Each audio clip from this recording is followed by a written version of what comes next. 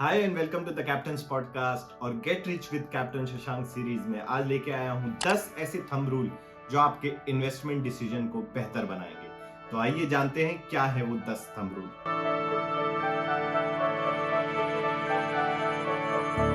तो पहला thumb rule है एसेट एलोकेशन के बारे में। एसेट एलोकेशन से मतलब है कि आप कितना पोर्शन अपने कॉर्पस का जो आप इन्वेस्ट करना चाहते हैं कितना आपको इक्विटी में डालना चाहिए यानी शेयर्स स्टॉक्स में, या कितना पोर्शन आपको डेट यानी कि एफडी और जो डेट म्यूचुअल फंड और इस टाइप के इंस्ट्रूमेंट गोल्ड वगैरह में होना चाहिए। तो इसका एक सिंपल सा थंब रूल है 100 - x, जहां पे x जो है आपकी एज है। मान लीजिए फॉर एग्जांपल अगर आपकी एज 30 ईयर्स है तो 100 - 30 हो जाता है 70। तो 70% आपको रखना चाहिए इक्विटी में और 30% डेट में।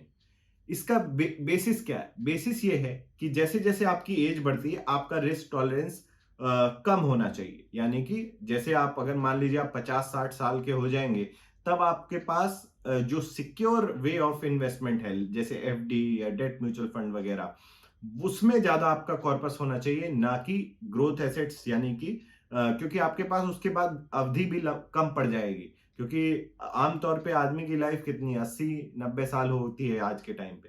तो जैसे जैसे आपकी एज बढ़ती है आपकी इक्विटी की तरफ एलोकेशन कम होनी चाहिए और डेट की एलोकेशन बढ़नी चाहिए।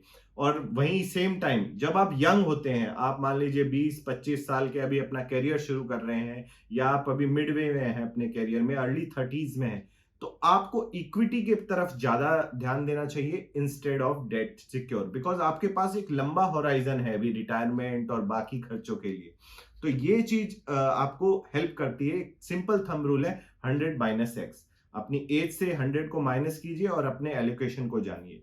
अब ये कोई फुल प्रूफ थंब रूल है तो फुल प्रूफ तो होता नहीं है, इसमें आपका रिस्क टॉलरेंस या आपके गोल्स क्या है ये टेक केयर नहीं कर पाता, लेकिन आपको एक जनरल आइडिया जरूर दे देता है कि आपको कितना अपना पोर्शन इक्विटी में रखना चाहिए और मोटा मोटा एक आपको आइडिया दे देता है। अगला थंब रूल जो है वो है इमरजेंसी फंड में। अब इमरजेंसी फंड की हम जरूर बात करते हैं कि अगर आपको as the name suggest emergency के टाइम पे यूज करने के, कोई आकस्मिक आपको खर्चा आ जाता है, उसके लिए आप सेट असाइड कर सकते हैं अपना पैसा जो आप यूज ना करें रोजमर्रा के खर्चों में या फिर इन्वेस्ट करने के लिए। क्योंकि कोई भी इन्वेस्टमेंट शुरू करने से पहले आपके पास ये इमरजेंसी फंड होना चाहिए। अब थंब रूल क्या कहता है, इमरजेंसी फंड कितना होना चाहिए? तो आमतौर पे इमरजेंसी फंड जो है 3 से 6 महीने के जो आपके खर्चे हैं वो आपके उतना पैसा आपको अलग सेट असाइड एक सेविंग अकाउंट्स में जो आपको इजीली एक्सेसिबल हो वहां रख देना चाहिए। अब इसमें ये 3 से 6 महीने की अवधि का क्या मतलब है? अगर आप गवर्नमेंट सर्वेंट हैं, आपको पता है कि भाई सैलरी तो आ ही जाएगी, तो आप 3 महीने का खर्च जो है इमरजेंसी फंड का कॉर्पस बना के रख सकते हैं। अगर लेकिन आप प्राइवेट या कॉर्पोरेट में काम करते हैं तो वहां पे थोड़ा नौकरी जाने का भी खतरा एक रहता है, एक इमरजेंसी में कुछ भी हो सकता है जैसे हमने कोरोना में देखा। तो वहां पे एटलीस्ट 6 मंथ्स का आपका इमरजेंसी फंड का कॉर्पस होना चाहिए। और जहां बात आ जाती है रिटायर्ड लोगों की, तो उनके पास एटलीस्ट 1 ईयर का अपना जो इजीली एक्सेसिबल खर्चा जो है वो as a emergency fund park करके रखना चाहिए कहीं भी लिक्विड जगह पे। यानी लिक्विड से मतलब है इजीली एक्सेसिबल, जैसे आपका सेविंग अकाउंट हो गया या लिक्विड म्यूचुअल फंड हो गए, उसमें डाल के रखना चाहिए कि आपको कल जब भी एक्सेस करनी पड़े, क्योंकि इमरजेंसी बता के तो नहीं आएगी, that is why it is emergency, तो आप उसको इजीली एक्सेस कर सकें। तो 3, 6 और 12 महीने तक आप जो इसके कॉर्पस को आप बना सकते हैं, अपनी सिचुएशन के ऊपर डिपेंड करता है। अब आते हैं कुछ रिटायरमेंट के थंब रूल्स के ऊपर। तो सबसे पहला क्वेश्चन आता है रिटायरमेंट के टाइम कि ये रिटायरमेंट को लेके कि मतलब आपका रिटायरमेंट का कॉर्पस कितना होना चाहिए, मतलब जो अमाउंट आप एक नेस्ट एग जो बना के रखना चाहते हैं अपने रिटायरमेंट के मतलब से वो कितना होना चाहिए। तो उसका एक सिंपल थंब रूल है कि आप जितना उस टाइम पे कमा रहे हो उसका 20x कर दीजिए इंटू 20। तो उसको वो जो अमाउंट निकल के आता है, मान लीजिए आप उस टाइम पे 10 लाख रुपए साल के कमाते हैं, तो इंटू 20 आपके पास एक्सेसिबल मनी होनी चाहिए उस टाइम पे, यानी कि 2 करोड़ के आसपास। तो ये जो थंब रूल है ये आपको मदद करता है अपना रिटायरमेंट कॉर्पस की बेसिकली एक आइडिया लगा देता है मोटा मोटा। साथ ही साथ आपका एम ये होना चाहिए कि जब मैं रिटायर हूं तो 80% ऑफ माई इनकम जितनी मेरी थी उतनी मेरे को इस कॉर्पस से एटलीस्ट आनी चाहिए। यानी कि अगर आप अगर रिटायरमेंट के टाइम आप 1 लाख रुपए कमा रहे थे जो आपकी प्री रिटायरमेंट इनकम थी, और आप रिटायर हो रहे हैं, तो 80,000 के रेंज में आपकी इनकम 80%, 80,000 हो गया, 80,000 की रेंज में आपकी इनकम आनी चाहिए। तो ये आपका एम होना चाहिए फॉर अ रिटायर्ड पर्सन। और इसमें हम एक कंजर्वेटिव फिगर लेके चल रहे हैं कि आपकी रिटायरमेंट होगी 60 पे और आप 80 तक जिएंगे। What is the average life expectancy, उससे भी अबव एवरेज बता रहा हूं। बट आज और एक कंजर्वेटिव लाइफस्टाइल में जिएंगे। बट आज के टाइम पे ये चीजें चेंज हो रही हैं, तो इस थंब रूल को उतना आप सीरियसली ना ले, बट एक आपको मोटा मोटा आइडिया ये दे सकता है कि भाई इतना कॉर्पस मुझे एम करना चाहिए एट लीस्ट, मतलब मिनिमम आप थ्रेशोल्ड इससे जान सकते हैं। अब अगला थंब रूल क्या कहता है? अगला थंब रूल ये कहता है कि ठीक है, रिटायरमेंट कॉर्पस तो मुझे समझ में आ गया कि इतना होना चाहिए, लेकिन उसके लिए मैं प्लान कैसे करूं? अभी आज के टाइम पे मैं कितना सेव करूं ताकि मेरे पास वो कॉर्पस हो जाए? तो इसका एक बेसिक थंब रूल है 50-30-20। मतलब 50% जो आपकी इनकम आती है वो आपकी नीड्स की तरफ जानी चाहिए, 30% जो इनकम है आप अपनी वांट्स की तरफ दे सकते हैं, और 20% मिनिमम आपको हर महीने हर साल अपनी इनकम का सेव करना चाहिए रिटायरमेंट के प्रति, या फिर आपके जो गोल्स हैं। तो ये एक बेसिक थंब रूल हो जाता है 50-30-20 का। लेकिन इसमें हम कंजर्वेटिव आइडिया लेके चल रहे हैं। अगर आपको रिटायरमेंट करनी है 60-65 पे, लेकिन अगर आपको अर्ली रिटायरमेंट करनी है तो you can swap the figures, like you can go for 50% of your needs, 30% in investment and 20% for your wants. अब नीड्स और वांट्स का फर्क मैं नहीं समझाऊंगा, आप खुद समझदार है कि भाई बेसिक जो आपका किराया देना है, खाना खाना है, ये सब नीड्स हैं, इसके बिना आप नहीं रह सकते। वांट्स आपके हो गए, आपको घूमना है, बाहर रेस्टोरेंट्स में खाना है, या मूवी देखने जाना है, या लग्जरी में स्पेंड करना है, दैट इज योर वांट्स।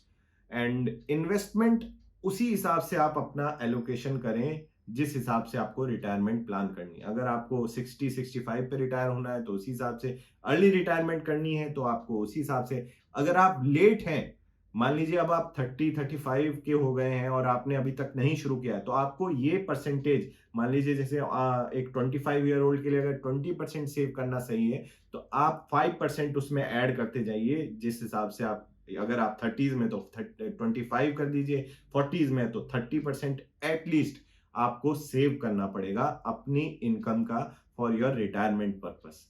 क्योंकि जब जागो तभी सवेरा है, और अपनी रिटायरमेंट के लिए खुद सेव करना, दूसरों पे डिपेंडेंट ना रहना, एक बहुत ही अच्छी बात है।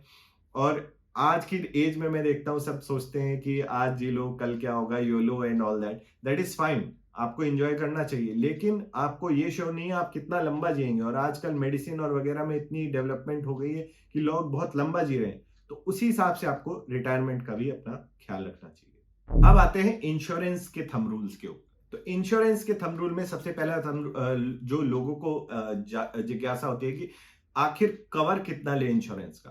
टर्म इंश्योरेंस की मैं बात कर रहा हूं। तो इंश्योरेंस का कवर जो है, थंब रूल ये कहता है कि आपकी 10 times of your yearly income होना चाहिए। मान लीजिए अगर आप साल के 10 लाख कमाते हैं तो आपका इंटू 10 यानी कि 1 करोड़ होना चाहिए। अब now this rule is not that perfect. What I feel is, अगर आप अपने 30s में हैं तो आपकी अभी आप आगे काफी जो आपकी फैमिली है उसको काफी आगे जीना है, तो 12-15 और मे बी 20 टाइम्स आपका एक कवर होना चाहिए। बट जैसे जैसे आपकी एज बढ़ती जाती है, मान लीजिए अगर आप 50s में हैं, तो 5 to 6 times of your yearly income भी, एनुअल इनकम भी चलेगा, क्योंकि उसके बाद आपके जो मेजर खर्चे हैं वो हो चुके होते हैं। आपके रिटायरमेंट के आपने थोड़ी बहुत सेविंग कर ली होती है, तो उस वजह से आप अपना इंश्योरेंस कवर कम कर सकते हैं when you are in later stage of life. But when you are in earlier stage of life, like in your 30s 20s, तो आपको आपके डिपेंडेंट्स लुक फॉरवर्ड करते हैं कि भाई आगे हमारा जो पालन पोषण है सही चलता रहे। तो उस कोई ऐसी इमरजेंसी या कोई ऐसी सिचुएशन ना आ जाए, तो उसके लिए आपको एडुकेट कवर होना है, यानी 15-20 टाइम्स आई विल रिकमेंड आपका कवर जरूर होना चाहिए ऑफ योर एनुअल इनकम। अब आते हैं लोन ऑब्लिक हाउस कि जो एक खरीदने की लोगों को इच्छा होती है, एक खुद का घर हो, उसके थंब रूल के ऊपर। अब इस पे ये लोगों को आइडिया नहीं होता, वो अपनी इनकम से ज़्यादा बड़ा घर ले लेते हैं या महँगा घर लेते हैं because loan is easily accessible. But यहाँ पे ये थंब रूल बहुत अच्छा काम आता है। आप उसी घर को ले जो आपकी एनुअल फैमिली इनकम का 2 से 3 टाइम्स हो। यानी कि अगर मान लीजिए आपकी फैमिली की इनकम यानी कि आपकी आपके स्पाउस की इनकम मिला के हो जाती है 20 लैक्स, इंटू 3 करेंगे तो 60 लैक्स आ गया। तो 60 लैक्स से ऊपर का घर आप ना लें। 60 लैक्स तक के घर में अपने आप को सीमित रखें इस टाइम पे, और फर्दर जब आपकी आगे चल के इनकम बढ़ती है तो आप उसको बढ़ा सकते हैं अपने बजट को। लेकिन अभी इस टाइम जब आपकी इनकम इतनी लिमिटेड है तो ज्यादा बड़े घर के चक्कर में ना जाएं, क्योंकि वो आपको आगे चल के आप लोन लेंगे, आप लोन चुकाते रह जाएंगे। एंड घर जो है आपका नहीं होता, वो बैंक का होता है, आप तो लोन चुकाते हैं। तो ये चीज ध्यान रखने की जरूरत है। और ये हाउस के ऊपर जो ये थंब रूल है ये बहुत ही एप्ट एंड अप्रोप्रिएट है। आपकी जो भी इनकम है एनुअल इंटू 3 कर दीजिए और उस बजट में अपने घर को लीजिए। अब आते हैं ईएमआई के थंब रूल के ऊपर। आप लोन लेंगे किसी भी चीज के लिए, घर के लिए, गाड़ी के लिए, तो कभी भी उसकी ईएमआई जो है, थंब रूल ये कहता है कि 35% of your income, monthly income जो है, उससे ज्यादा नहीं होनी चाहिए। अगर आप 1 लाख रुपए कमाते हैं तो 35,000, 35%, 35,000 से ज्यादा की आपकी ईएमआई नहीं होनी चाहिए। क्योंकि ये थंब रूल काफी इफेक्टिव है, मैंने खुद देखा है कि अगर इससे ज्यादा आपकी ईएमआई हो जाती है तो वो आपके ऊपर बहुत ज्यादा बर्डन बढ़ जाता है। तो 35% आप एक बेंचमार्क रख सकते हैं। And in case of home loan I would recommend it should be less than 30%, because home loan का पीरियड काफी लंबा होता है और उसको आप देने के लिए आपको हर महीने देना पड़ेगा। तो आप उसको आपको पिंच ना करें। 30% से लेस होनी चाहिए आपकी ईएमआई। यानी अगर 1 लाख कमाते हैं तो 30,000 से कम की ईएमआई आपको रखनी चाहिए। अब कार को लेके आते हैं तो उसमें बेसिकली 3-4 थंब रूल है, आप अपने हिसाब से चुन सकते हैं। क्योंकि कार जो है एक डेप्रिशिएटिंग एसेट है। आप 10 लाख की गाड़ी लें, शोरूम से निकलते ही वो 9 लाख की हो जाती है। तो निकलते ही उसकी 10% जो है, जो प्राइस एसेट का प्राइस है वो कम हो जाता है। तो डेप्रिशिएटिंग एसेट है, तो इसलिए इसमें ज्यादा आपको इफेक्टिवली सोचने और एनालिसिस करने की जरूरत होती है। तो इसका बेसिक थंब रूल ये है कि आप इस तरह से कर सकते हैं कि आपकी जो एनुअल इनकम है उसका 50% ही उसका जो कार का दाम हो। मान लीजिए अगर आप साल के 10 लाख कमाते हैं तो 5 लाख से ऊपर की आप गाड़ी ना लें। या आप इस तरह से कर सकते हैं 24-10। ये रूल क्या कहता है कि 20% आप डाउन जो है डाउन पेमेंट करें उस गाड़ी की। 4 साल से ज्यादा का आप टेन्योर ना ले उस लोन पे जो आप गाड़ी लेने वाले हैं। और 10% से ज्यादा आपकी ईएमआई नहीं जानी चाहिए मंथली। तो 24-10 रूल आप देख सकते हैं। अब इसके अलावा और बाकी जो सेकेंड हैंड गाड़ी आप ले सकते हैं उस टाइप के रूल्स हैं, बट वो that are not really more effective for Indian population. बाकी आप ये देख सकते हैं, ये जो रूल है कि 50% से ज्यादा की उसकी कीमत ना हो उस गाड़ी की आपकी एनुअल इनकम से। या फिर 24-10 आप इस्तेमाल कर सकते हैं कि 20% आप उसकी डाउन पेमेंट कर सकें। 4 इयर्स से ज्यादा का आप टेन्योर ना ले उस गाड़ी के लोन का। और 10% से ज्यादा जो है आपकी मंथली ईएमआई नहीं होनी चाहिए उस लोन के प्रति। तो ये तो बात रही लोन्स की, इंश्योरेंस की। अब आते हैं रिटर्न्स के थंब रूल पे। तो रिटर्न के बड़ा ही सिंपल थंब रूल है, रूल ऑफ 72। आपने शायद सुना भी होगा कि अगर आप 72 को डिवाइड कर दें अपने एक्सपेक्टेड रेट ऑफ रिटर्न से तो आपको पता चल जाएगा कि कितने साल में मेरा पैसा डबल हो जाएगा। 21 दिन में नहीं, बट कितने सालों में जब आप इन्वेस्ट करते हैं तो वो डबल हो जाएगा। फॉर एग्जाम्पल मान लीजिए आप किसी म्यूचुअल फंड नॉर्मल में इन्वेस्ट करते हैं, इंडेक्स फंड में, तो आमतौर पे उस पर 12% का रिटर्न आता है। तो 72 divided by 12 is equal to 6। यानी कि 6 साल में जो अगर आपने 1 लाख रुपए लगाए हैं तो वो 2 लाख हो जाएंगे, यानी डबल हो जाएगा। और वहीं अगर आप एफडी में पैसा रखते हैं, मान लेते हैं कि वहां पे 8% आपको रिटर्न आ रहा है, या पीपीएफ ईपीएफ में आ रहा है 8% रिटर्न, तो 72 divided by 8 is equal to 9। तो 9 साल में आपका जो है पैसा डबल होगा। अगर आप 1 लाख डालते हैं तो 2 लाख हो जाएंगे, और 10 डालते हैं तो 20 हो जाएंगे इस रेट ऑफ रिटर्न पे, यानी कि 8। तो ये बहुत ही पावरफुल रूल है, आपको तुरंत ही बता देता है कि आपके एक्सपेक्टेड रिटर्न से आपका पैसा कितने टाइम में डबल होगा। और इसका आप उल्टा भी कर सकते हैं, अगर आपको 5 साल में पैसा डबल करना है या 6 साल में पैसा डबल करना है तो 72 डिवाइडेड बाई 6 करेंगे तो 12 आ जाएगा। तो 12% ऑफ रेट ऑफ रिटर्न आपको एक्सपेक्ट करना चाहिए अगर आप 6 साल में अपना पैसा डबल करना चाहते हैं। अब यहाँ पे एक इसके वेरिएंट भी हैं कि अगर आपको पता करना है कि आपका पैसा कितने टाइम में ट्रिपल या फिर क्वाड्रुपल होना चाहिए, तो ट्रिपल के लिए आप 114 यानी कि 114 का से आप 72 को रिप्लेस कर दीजिए। एंड अगर आपको क्वाड्रुपल पता करना है यानी कि 4 गुना कब होगा, तो 72 को 144 से रिप्लेस कर दीजिए। तो इस हिसाब से आप अपना एक मोटा मोटा आइडिया लगा सकते हैं कि कब डबल होगा, कब ट्रिपल होगा, कब क्वाड्रुपल होगा। तो 4 गुना कब होगा ये भी आप पता लगा सकते हैं इन सिंपल रूल्स की हेल्प से। अब एक इसका वेरिएंट ये भी है कि इन्फ्लेशन से आपका पैसा कितना कम होता है वो भी पता लगा सकते हैं रूल ऑफ 70 से। तो रूल ऑफ 70 क्या कहता है कि बेसिकली इंडियन कॉन्टेक्स्ट में है कि आप मान लीजिए इन्फ्लेशन जो है आपकी 7% चल रही है, जो अभी चल रही है, तो 70/7 या इक्वल टू 10 यानी कि 10 साल में आपके पैसे की वैल्यू आधी हो जाएगी। 100 रुपए का नोट जो है वो 50 रुपए की वैल्यू रह जाएगी उसकी। तो ये एक बहुत ही सिंपल रूल है अगर आपको इन्फ्लेशन के बारे में जानना है। यानी कि अगर आप, जैसे मैंने बताया, सिंपल आप 70 से डिवाइड कर दीजिए अपनी जो भी इन्फ्लेशन चल रही है उसको, आपको जो भी निकल के आएगा वो उतने साल में आपका पैसे की वैल्यू आधी हो जाएगी। और आज के टाइम पे जैसे 7% है, अगर ऐसी चलती रही तो 70/7 इज इक्वल टू 10। तो 10 साल में आज जो मेरे पास अगर 1 लाख रुपए हैं तो उसकी वैल्यू सिर्फ 50,000 की रह जाएगी। अब इन रूल्स को आप एक गाइडलाइन की तरह ले सकते हैं, मतलब एक मोटा मोटा आइडिया लगाने की तरह ले सकते हैं। अब इनको आप हार्ड एंड फास्ट मत समझिए कि इसकी वजह से आप सारे एग्जैक्ट फिगर्स निकाल लेंगे। उसके लिए तो आपको थोड़ी मेहनत करनी पड़ेगी, एक्सेल वगैरह पे डालना पड़ेगा।